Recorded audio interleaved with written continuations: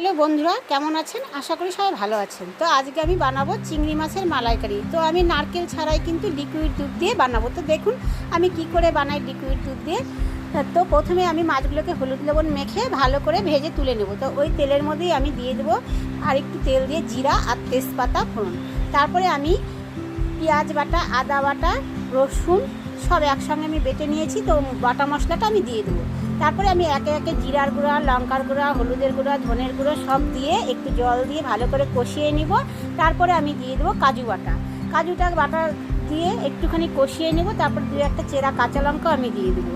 তারপরে আমি সবশেষে লবণ আর চিনিটা দিয়ে দিয়েছি। তো এইটা একটু মিষ্টি হলে ভালোই লাগে। তারপরে আমি দিয়ে দিয়েছি লিকুইড দুধ আর সামান্য একটু জল। তারপরে যখন ফুটে এসেছে তখন আমি মাছটা দিয়েছি। মাছটা দিয়ে আমি 10 মিনিট ফুটিয়ে নিয়েছি। তারপরে আমি ঘি আর গরম মশলা দিয়ে নামিয়ে নেব। তো দেখুন বন্ধুরা কেমন হয়েছে। যদি ভালো লাগে তাহলে কমেন্ট করে অবশ্যই জানাবেন। তাহলে আমি আরও নতুন নতুন ভিডিও করার আগ্রহ জাগবে। যাই হোক, কেমন হয়েছে অবশ্যই বলবেন। Tata, bye bye.